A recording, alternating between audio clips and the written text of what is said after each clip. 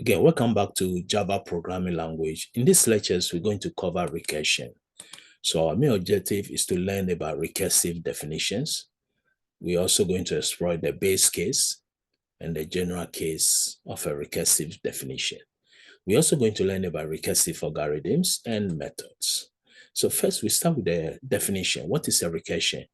Here we say a process of solving a problem by reducing it to smaller version of itself. And a recursive definition, we said definition in which a problem is expressed in terms of smaller version of itself, and it may have one or more base cases. Normally in a recursive or recursion a method, we may have two statements. One is the base case. The base case always will stop the recursion and the function to stop calling itself. Then the recursive statement is the function will be calling itself. So the concept of recursion is almost the same as loop. And we will see examples. So here, for example, a factorial of 0 is 1. A factorial of n will be n times n minus 1. So you can see it reduces itself by 1. Next time it will be times n minus 2 times n minus 3. For example, 3 factorial will be 3 times 2 factorial, and 2 factorial will be 2 times 1 factorial, and 1 factorial will be 1 times 0 factorial. So let's see the example in Java code. So here we have a Java static method. A static method means it doesn't belong to a class. And we don't need to have an object in order to call it. We don't need to create an object in order to call it. Here, this is an example. We can solve this problem using a loop, but we are using recursion here. So if n equal to 0, return 1, that will be our base case. Then the recursive statement will be num times fact, num minus 1. So we can see every time the function calls itself, it reduces by 1. So if we have 5, it will be 5 times 4 times 3 times 2 times 1. Then 0 is 0 equal to 0, yes, then we'll return 1. This is where the function will stop calling itself. So again, the base case always stop the recursive or the recursion. So then we can see our two statements. If n equal to 0, return 1, else return num times fact, num minus 1. Fact is the function name, as we can see it here, the function. So the function will call itself. So next we have example for Fibonacci. The Fibonacci of a number will be the addition of two previous numbers. So here we can see that the smallest unit for Fibonacci will be either 0 or 1. Because Fibonacci of 0, there's no any number previous. These have to be positive numbers. So Fibonacci of 0 is 0. Fibonacci of 1 is 1.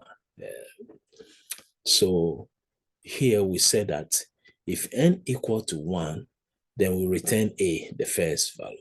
Else, if n equal to 2, then we return b. Otherwise, we are going to call the function previous. Fibonacci means we had the two previous values. So ab n minus 1 plus ab n minus 2. So Fibonacci of 3 will be 1 plus 2, the two previous values. So that will be our recursive statement here. And our base case is here. Now, with recursive algorithm, here we say algorithm that find the solution to a given problem by reducing the problem to smaller version of itself. It has one or more base cases implemented using recursive method. So recursive method is a method that calls itself, as we said. Also, a base case is the statement that stopped or the condition that stopped the recursion. Here we say case in recursive definition in which the solution is obtained directly. Now, designing a recursive method sometimes may be very complex. So normally the first thing I would say is that if I have a problem or a task to perform and I need to repeat some tasks over and over again, I may maybe first of all consider loop. If loop is very difficult to design, then I may use recursion. Or if recursion is difficult to design with the problem, then I may use a loop. Because either way, it will work. So first thing we need to do is understand the problem requirement. Then also we need to determine the limiting condition. If possible, it's easier to identify the base cases, then we are good to go. Next, we are going to provide direct solution to each base case and identify the general case or cases, then provide solution to general cases in terms of the smaller version of the general cases. So we saw the recursive Fibonacci. So as we said earlier, Fibonacci, if n equal to 1, or if n is equal to 2, it will be the same value. So that's A and B.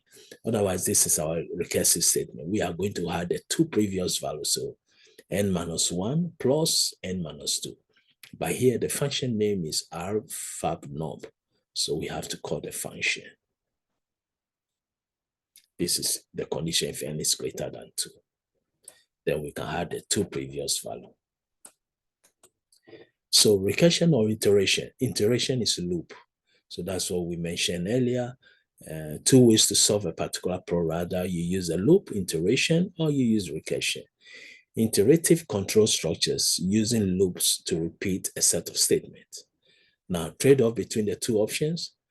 As we said earlier, sometimes recursive solution may be easier or may be difficult. Recursive solution is often slower. Normally, recursion takes a lot of computer resources because the function calling itself over and over is a lot of overhead resource using resources. Loop use lesser resources.